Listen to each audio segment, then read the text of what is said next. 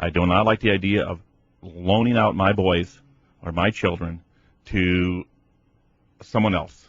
That's not what they went in for. They went in to defend this nation. That's where they need to stay. On the other hand as well, I don't like war. I hate war. My dad was in World War II, my brother was in Vietnam, and my son now will be probably in the Iraqi war. No war should ever be entered into lightly, and it should be for security and protecting this nation. What about our interests? Okay. Because they talk about national interests. Yeah, I know. And in our nation, and if those national interests are our nation, I'll have to weigh that when I come, but I have deep concerns sometimes about how we apply that. But I will say this, and I'll say this very strongly, that I believe that any individual in Congress that would vote to cut the funding to the military once we have sent somebody into battle is treason. I believe it's wrong. You never, ever take the guns or take the funding away from the children once you've sent them there. It's their lives at stake. If you don't like the war, you bring them home. If you want a war, you go into it, you fund it fully. And I am totally opposed to putting my children, your children, at risk over political feuding, and that does anger me. And I believe Mr. Obey was very wrong when he tried to threaten and blackmail our president into doing something that he wanted, right or wrong, by cutting funding to our troops. But the funding mechanism, and I agree with you, and I don't think that you're going to vote for me. That would have happened. But the funding mechanism is really the only power that Congress holds over the executive branch in many cases. Then they need to stay out of it. There is no justification for cutting funding to the children over there that are fighting for this country. They didn't have a choice whether it's a good war or a bad war. They were sent. And once they're sent, we fund them or we bring them home. And if there's a situation where Congress has a problem being able to do anything about that, then maybe Congress needs to keep their nose out of it. But you're not going to put my son's life in jeopardy because you want to try to accomplish something at their risk. I'm sorry, that's wrong. All right, Janet, thanks for holding, and welcome to Feedback. Oh, thank you. Okay, I have one question, and it has to do with economy. And I've been hearing on the news lately about how much of the money on big businesses are being transferred or borrowed from, like, China, Russia, and 6 Asian countries. I mean, we're up to trillions of dollars, and, it's going to affect us down the line. And I'm wondering, do you think that our government can or could take some kind of action on this, be it legal or not?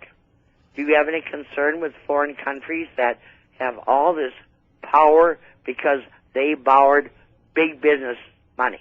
Thank you. Thank you, Janet. I have a real problem with the fact that this nation has gone to the point where we are now in debt to them versus them in debt to us. If you remember years ago, we helped other countries and we forgave debts. We would loan again and we'd forgive debts. We were always trying to help other nations. Today we've lost a lot of our funds. They say that the dollar is declining right now, and according to that global meeting we had, they expect the dollar to continue to decline for 10 years.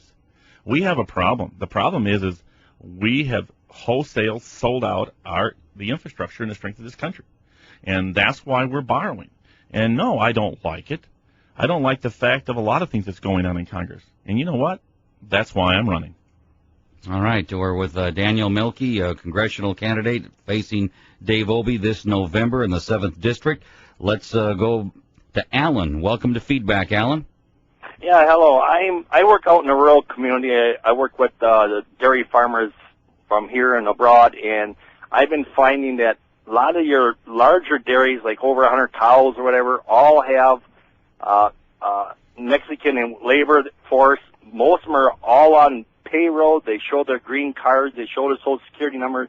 But when you get right down to it and you talk with some of the farmers, they say, yeah, I know they're illegal, but I tried so hard to get other help in, and I can't find it, and they just can't get it.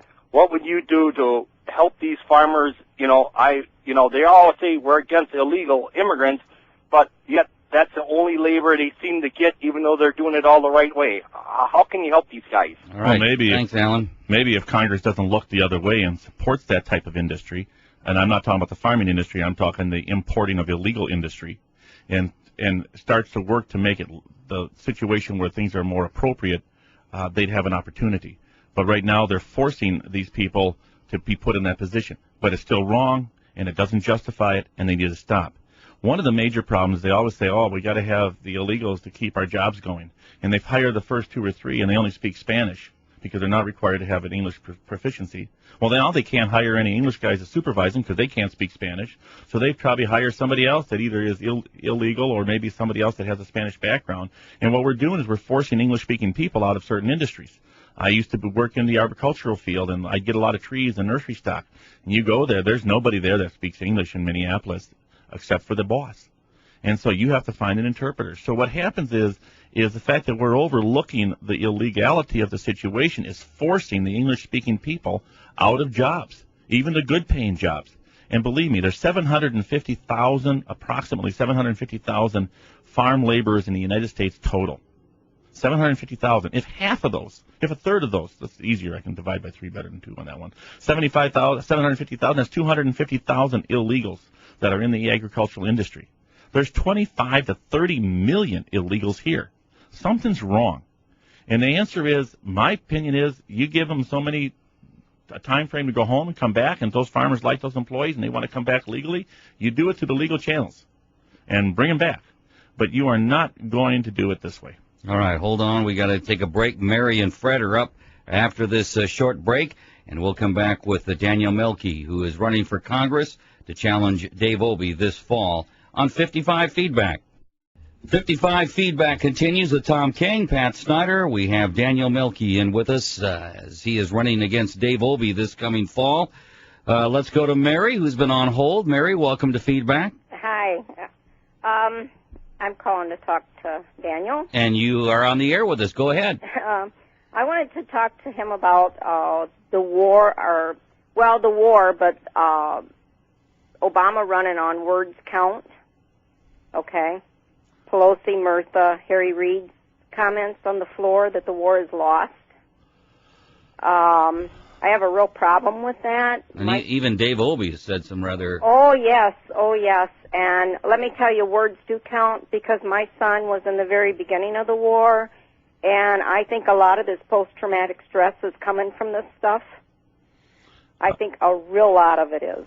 I have a real problem, when we start to bring the war into politics for votes. Well, how can they get away with saying this on the floor and not be kicked out of there? But you tell me, how can a man such as Dave Obey swear, abuse people verbally while in office and stay in office? Well, you and I in a factory, you and I in a place of business, if we called people what he's called people, or went to meetings and said things to people, or people on the air and calling them idiots, you tell me how we'd stay in our business. Yeah. So, yes, you're right. There's a problem there. And in regards to the war situation, you're going to find one thing about me. I am not going to get on the war issue to try to win votes. While our children are over there fighting a war, that is a war, and I will not go against it. I will not, I'm not going to get involved in risking the children's lives over politics. Well, they're so wishy-washy. I mean, they should get it for treasoning because they are in office and they're saying this stuff on the House floor. I watch this stuff all the time. What does it do? If the country is doing something in your name that you don't agree with, you will not speak out on that issue? I mean, you don't think that's part of being an American? At an election? Tom, there's a difference, Tom. At any time. There's a difference, Tom. There's a big difference. If you had a son over there and you saw your son grieving every time he watches the news, he can't even watch it. If you saw that, you would change your mind. What ticks me off is if you say something or bring some little secret out about Congress or the White House, you get thrown in jail. But you can go and help and aid and abet the enemy by saying that we don't want this war or we're against this war and we're going to pull it out. What does that do to the military on the other side of things? Think, hey, we're winning. I heard a gentleman speak just the other day, and I can't verify this, but I think that it's probably true, is that when we pulled out of Vietnam, the opposition said, had they stayed a few months longer, we would have surrendered. So the former soldiers who have served in Afghanistan and Iraq, the former officers who have served in Afghanistan and Iraq and have come out and said, this is nonsense, we need to be out of there now, they are committing treason in your mind?